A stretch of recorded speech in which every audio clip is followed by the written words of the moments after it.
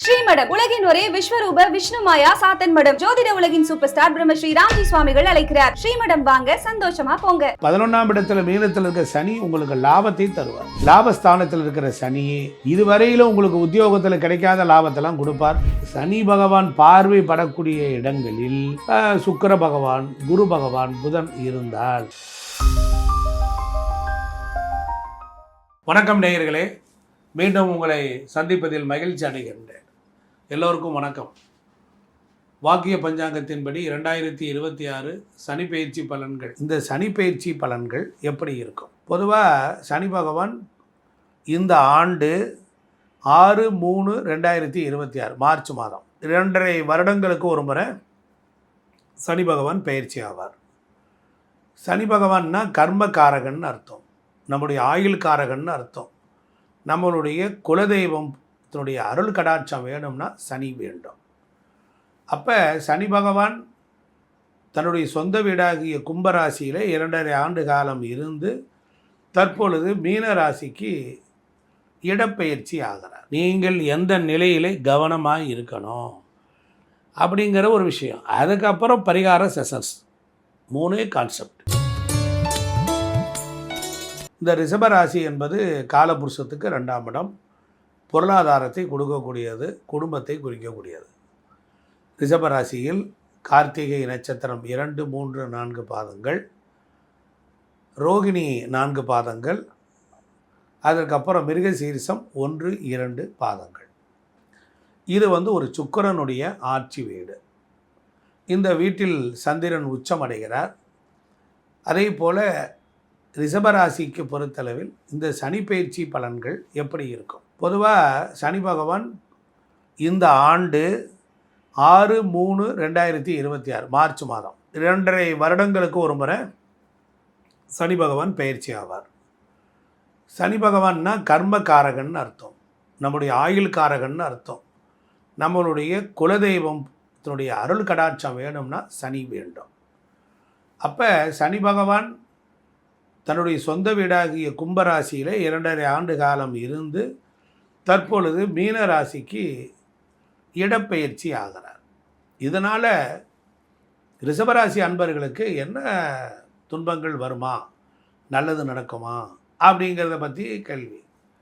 அப்போ நீங்கள் எப்படியெல்லாம் நடந்து கொள்ளலாம், எப்படி இருக்கலாம் அப்படிங்கிறத பற்றி நான் ஐயா விளக்கம் சொல்கிறேன். சனினாலே கொஞ்சம் கசப்பு தான். பொதுவாக சனி பகவான் அப்படின்னாலே நீதிமான், அவருக்கு ஈஸ்வர பட்டம் உடையவர். அவரை பார்த்தாலே நமக்கு ஒரு பயம் கவ்வும். சனி இருக்கும் இடத்தில் உடலில் உறுப்புகளில் வாதம் சம்பந்தமான நோய்கள் வரும். சனி இருட்டு கிரகம், சனி குளிர்ச்சி கிரகம். சனி இருக்கும் இடத்திற்கு நன்மையும், அவர் பார்வை பண்ணுகின்ற இடத்திற்கு தீமைகளையும் தருவார். சனி ஏன் தீமை தர்றார்?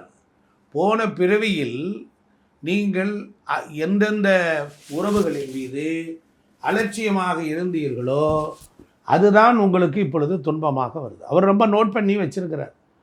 இப்போ 11ஆம் இடத்துல மீனத்தில் இருக்க சனி உங்களுக்கு லாபத்தை தருவார். சந்தோஷம். சனினால் ஒரு 50% உங்களுக்கு ஓகே. ஆனால் லாபஸ்தானத்தில் இருக்கிற சனி இதுவரையிலும் உங்களுக்கு உத்தியோகத்தில் கிடைக்காத லாபத்தெல்லாம் கொடுப்பார், சந்தோஷத்தை கொடுப்பார், செலிப்ரேஷனை கொடுப்பார். ஓகே. இந்த சனி பகவான் 3ஆம் பார்வை, 7ஆம் பார்வை, 10ஆம் பார்வை, 3ஆம் பார்வை உங்கள் ராசியவே பார்க்குறார். அப்போ உங்கள் ராசியை பார்த்தாருன்னா என்ன செய்வார்? உங்களுக்கு குணம் ஒரு மந்த நிலை ஏற்படும். உங்களுக்கு பொதுவாக ராசியில் இருக்கும்போது நம்மளுடைய தலைப்பகுதி, அப்போ அதை மந்த செய்வார். அதனால் நம்மளுடைய உடம்பில் நிறங்கள் கொஞ்சம் மாற்றம் அடையும். அப்போ அதுபோல் இல்லை, நல்ல எண்ணங்கள் உருவாகாது. நம்மளுடைய புகழ், அந்தஸ்து, செல்வத்தை கொஞ்சம் குறைப்பார். நமக்கு பக்தி சிரத்தையாக இருந்தால், மங்கள காரியங்களில் ஈடுபட்டால் நன்மை உண்டாகும். ஆனால் சனி பகவான் பொறுத்தளவில் 3ஆம் பார்வையாக என்னாகும்? லக்னத்தை பார்ப்பதினால் சனியினுடைய பார்வை நீங்கள் உங்களுடைய வாழ்க்கையில், உங்களுடைய செயல்களில் அலட்சியமாக இருக்கக்கூடாது. அது அலட்சியமாக இருந்ததின் சனினாலே அலட்சியம்.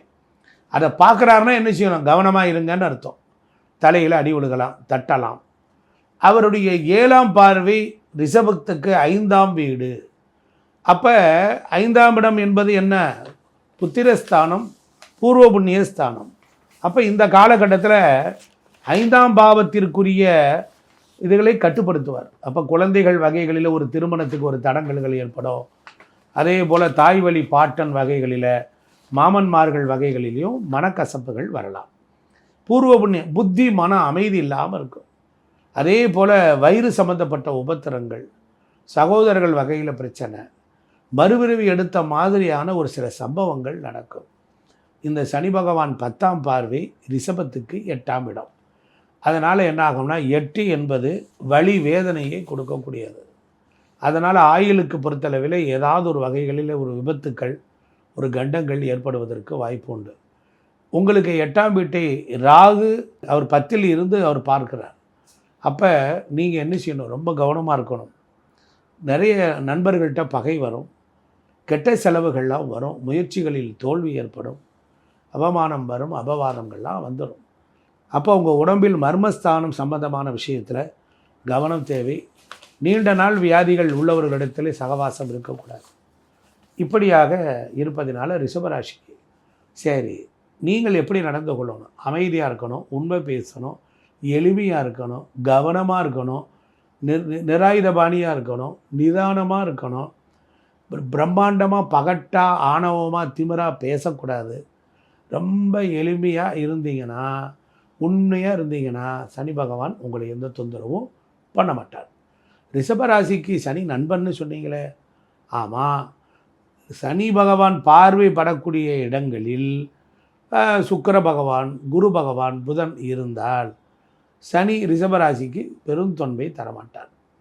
என்ன காரணம் அப்படின்னா, கிரகங்கள் ஒரு பார்வை படும் பொழுது அதில் ஒரு வீட்டில் படும் பொழுது அதில் ஒரு கிரகம் இருந்தால் சனியினுடைய தன்மையை எடுத்து வாங்கி செயல்படும். நன்மை தரக்கூடிய கிரகம் இருந்தால் நன்மை நடக்கும். ஆமாம், தீமை தரக்கூடிய சூரியன், சனி, ராகு, கேது, செவ்வாயெல்லாம் இருந்தால் என்னாகும்? சனிக்கு பகை இல்லையா? அதனால் அவைகள் சிரமத்தை தந்துடும். அதனால் நேயர்கள் நீங்கள் எப்படி இருக்கணும்? ரொம்ப கவனமாக இருக்கணும். அதனால் உங்களுக்கு சனி பகவானுடைய 10ஆம் பார்வை 8ஆம் இடத்துல விழுகிறனால 8ல் விழுகும் பொழுது உங்கள் தந்தைக்கு சில கண்டங்கள் வரும். அதனால் நிறைய கவனமாக பார்த்துக்கணும். கோயிலுக்கு போகணும், திருநள்ளாறு அங்கே சென்று நலத்தீர்த்தத்தில் நீராடி அங்குள்ள விநாயகரை வணங்கி வழிபட வேண்டும். எள்ளு தீபம் ஏற்ற வேண்டும். அதே போல் திருக்கொள்ளிக்காடும் போய் வரலாம். திருக்கொள்ளிக்காடு அங்கே போய் வரலாம். குச்சனூர் என்கிற தேனி மாவட்டம் சின்னமனூர் பகுதியில் குச்சனூர்னு சுயம்பு ஸ்தலம், சுயம்பு சனீஸ்வரர், அவரை நீங்கள் வணங்க நன்மை உண்டாகும். அதனால் நேயர்களே, நாம் இந்த மாதிரி குறைகள் உள்ளவர்கள், சனி பகவான் எனக்கு கஷ்டப்படுத்துகிறார் அப்படின்னு சொல்கிறவங்க எல்லாரும் புதன்கிழமை தோறும் சனிக்கிழமை தோறும் காலையில் எண்ணெய் தேய்ச்சி குளிச்சிடணும். சனி நீராடுன்னு பழமொழியே உண்டு. அதே போல் கோவிலில் நிறைய தீபங்கள் ஏற்றணும். தீபம் ஏற்ற ஏற்ற நமக்கு குளிர்ச்சி உண்டாகும். சனினாலே முடமானவர்கள், ஊனமானவர்கள், வயதானவர்கள், இப்போ தளர்ந்து போனவர்கள், பிச்சை எடுக்கக்கூடியவர்கள், இவங்கள்லாம் கீழ்நிலை மக்கள், இழிவானவர்கள், அழுக்கு ட்ரெஸ் போட்டிருக்க இவங்கள்லாம் அதுக்கு அறிகுறி. அவர்களை நாம் நன்றாக இருக்கக்கூடியவர்கள் பார்த்து கொள்ள வேண்டும். அவர்களுக்கு ஒரு போர்வை, ஒரு ஜமுக்காலம், ஒரு சாப்பிட்றதுக்கு ஒரு தட்டு, ஒரு தலைவாணி, இது மாதிரி உங்கள் வசதிக்கு தக்கபடி செய்யுங்க. இதான் உண்மையான பரிகாரம், இதான மெய்யான பரிகாரம். அதே போல் அன்னதானம் போட்டால் அதுக்கு சனி பகவான் இல்லாத ஏழைகளுக்கு அன்னதானம் போடுங்கள். இதுதான் கருத்து. பெரிய சில கோயில்களில் விளக்கே எரியாது. அப்படி கோயில்களாக போய் உழவார பணி செய்து உடல் உழைப்பு உழைத்தால் சனி தொந்தரவு பண்ண மாட்டார். வியர்க்க பணத்தை கொடுப்பார். உடம்பில் வியாதி வராமல் தடுக்கணும். கடினமாக உழைக்கணும், நடக்கணும். வண்டி வாகனங்களில் குறைச்சிட்டு பொதுமக்கள் பயணிக்கிற காரில் போகாமல் பொதுமக்கள் பயணிக்கிற ரயில்லையும் பஸ்ஸுலேயும் இடிபாடுகளுக்கெல்லாம் சிரமப்பட்டு போனீங்கன்னா அந்த சிரமத்தை சனி கொடுத்துருவார். அதுக்கப்புறம் ரெகுலர் லைஃப்பில் உங்களுடைய ஸ்டேட்டஸில் கை வைக்க மாட்டார். நேயர்களே, உங்களுக்கு இந்த வீடியோ பிடிச்சிருக்கும். யாருக்காவது ஜாதகம் பார்க்கணும் அப்படின்னா ஜாதகத்தை அனுப்பிச்சு பார்த்துக்குங்க. சனி பகவானை போல் ஒரு நல்லவர் இல்லை. உங்கள் குலதெய்வம் கோயிலுக்கு போய் விளக்கேற்றுங்கள். அதே போல் பைரவரை வணங்கி வழிபடுங்கள். அதுபோல் ஆஞ்சநேயர், அதாவது நாமக்கல் ஆஞ்சநேயருக்கு தங்க புஷ்பத்தால் அர்ச்சனை வச்சிங்கன்னா சனியினுடைய கொடூர பிடிகள் இருக்கும். லாபச்சனி 50% லாபம், 50% கசப்பு இருக்கத்தான் செய்யும். முயற்சி பண்ணுங்கள், வெற்றி நிச்சயம். நன்றி, வணக்கம்.